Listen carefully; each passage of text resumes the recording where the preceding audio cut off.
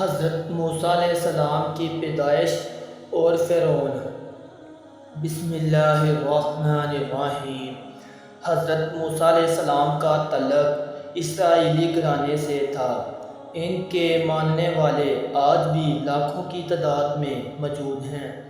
اسرائیل کے نام سے اپنا ایک علیحدہ وطن قائم کر لیا ہے۔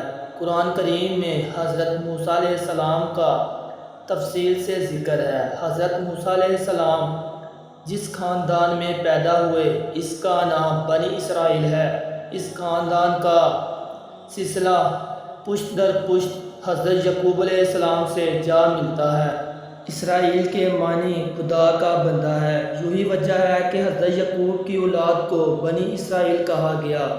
حضرت یعقوب کا وطن کنعان تھا۔ ایک مرتبہ ملک کنعان میں زبردست قحط پڑا، اناج کی قلت پیدا ہوگی۔ حضرت یعقوب علیہ السلام اپنے بیٹوں کے ساتھ مصر چلے گئے۔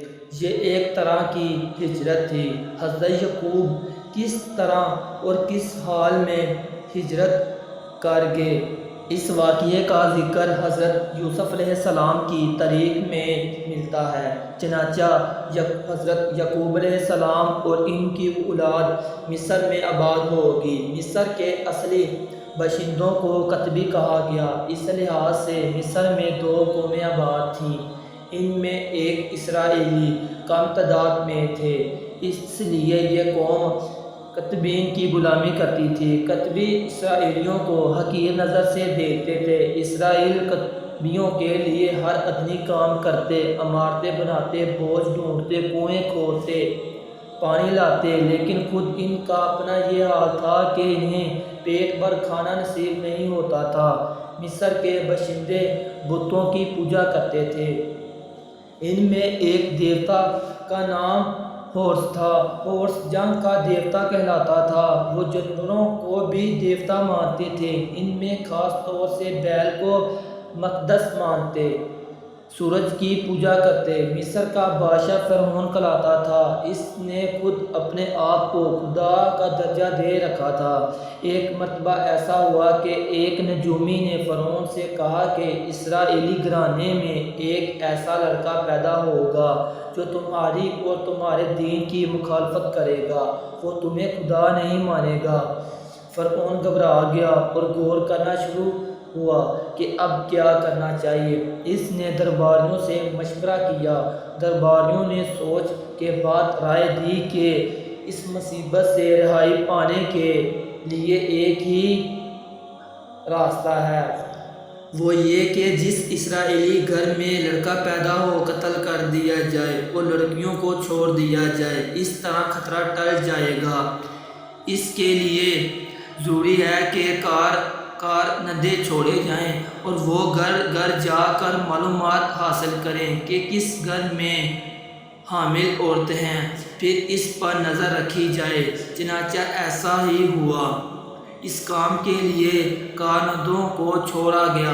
یہ کارندے گھر گھر جاتے، عورتوں کے پیٹ تولتے۔ اسرائیلیوں کے اندر فرعون کے خلاف بولنے کی جرأت بھی نہ تھی، نہ وہ التجا کر سکتے تھے۔ وہ دل ہی دل میں کرہنے لگے۔ ان تمام پیش بندیوں کے باوجود اسرائیلی گھرانے میں عمران نامی ایک شخص کے ہاں لڑکا پیدا ہوا۔ عمران کی بیوی پریشان تھی کہ کس طرح لڑکے کو بچایا جائے۔ فرعون کے کارندے گھر گھر جاتے ہیں۔ عمران کی بیوی کو بھی خوف لاحق ہو گیا۔ آخر کار فرعون کے کارندوں کو معلوم ہو گیا۔ وہ اچانک دروازے پر دستک دینے لگے۔ عمران کی بیوی سمجھ گئی۔ اس نے بچے کو فوراً جلتے ہوئے تندور کے اندر ڈال دیا۔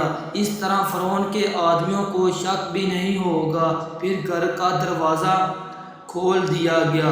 کارندے گھر کے اندر گھس آئے۔ ہر طرف دیکھا، کونے خاندے میں جھانکا، بچہ کہیں بھی نہیں نظر آیا۔ پھر وہ لوگ واپس چلے گئے۔ عمران کی بیوی کو پختہ یقین تھا کہ بچہ جل کر بھون چکا ہوگا۔ اس نے دل پر ہاتھ رکھ کر فوراً تندور میں دیکھا تو خوشی کے مارے اچھل پڑی۔ بچہ آگ میں زندہ سلامت تھا۔ فوراً بچے کو آگ سے نکالا۔ بچہ پوری طرح محفوظ تھا، جسم کا کوئی بھی حصہ نہیں جلا تھا۔ اس نے اللہ کا شکر ادا کیا، خطرہ ٹل گیا۔ اللہ نے عمران کی بیوی کے دل میں یہ بات ڈال دی کہ بچے کو دودھ پلا کر اور کپڑے پہنا کر صندوقچے میں بند کر کے دریائے نیل میں بہا دے۔ عمران کی بیوی نے ایک خاص قسم کا صندوقچہ تیار کروایا جس میں پانی داخل ہونے کا کوئی راستہ نہیں تھا۔ بچے کو دودھ پلایا اور کپڑے پہنا کر صندوقچے میں ڈال دیا اور اطمینان کے ساتھ دریائے نیل کی سطح پر ڈال دیا۔ عمران کی ایک بیٹی تھی جس کا نام مریم تھا۔ ماں نے بیٹی سے کہا کہ اس صندوقچے کے ساتھ ساتھ دریائے نیل کے کنارے چلو اور یہ دیکھتی رہو کہ صندوق کہاں پہنچتا ہے۔ چنانچہ مریم نے ایسا ہی کیا۔ صندوقچہ پانی کے بہاؤ کے ساتھ ساتھ بہتا رہا۔ اسی دریا سے ایک اور شاخ فرعون کے محل کے احاطے میں نکل گئی تھی۔ صندوق محل کے احاطے میں داخل ہو گیا۔ مین محل کے سامنے رک گیا۔ وہاں فرعون اپنی بیوی کے ساتھ بیٹھا ہوا تھا۔ صندوقچے پر دونوں کی نگاہیں پڑی۔ مریم سب کچھ دیکھ رہی تھی۔ جیسے ہی صندوق فرعون کے محل کے پاس رکا، مریم واپس لوٹ گئی، اپنی ماں کو سارا ماجرا سنا دیا۔ فرعون نے صندوقچہ نکالا۔ جب کھول کر دیکھا تو ایک خوبصورت بچہ ہاتھ پاؤں چیخ رہا تھا۔ دونوں حیرت میں پڑے اور ایک دوسرے کا منہ تکنے لگے۔ پھر فرعون نے کہا کہ بچہ اسرائیلی معلوم ہوتا ہے، اسے مار دینا چاہیے۔ اس پر فرعون کی بیوی نے مشورہ دیتے ہوئے کہا کہ ہمارا کوئی بچہ نہیں ہے، کیا ہی اچھا ہو کہ اس ہی ہم پال پوس کر بڑا کیا جائے۔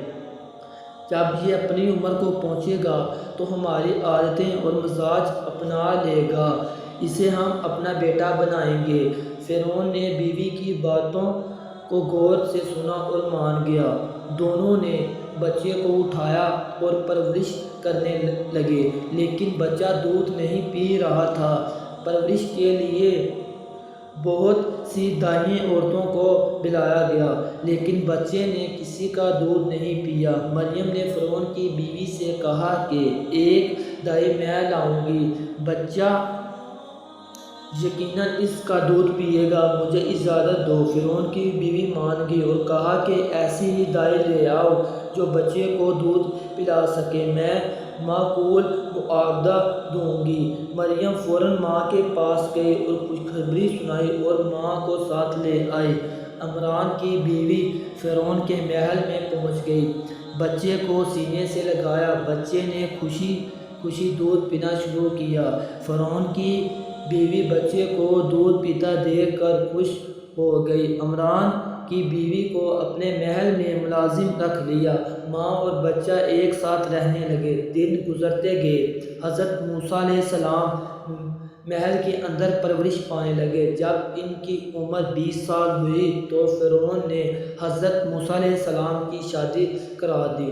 دوستو، اس سے آگے نیو پارٹ دیکھنے کے لیے ہمارے چینل کو سبسکرائب کریں، لائک، کمنٹ اور ویڈیو کو زیادہ سے زیادہ شیئر کریں۔ تب تک کے لیے اجازت دیجیے، اللہ حافظ۔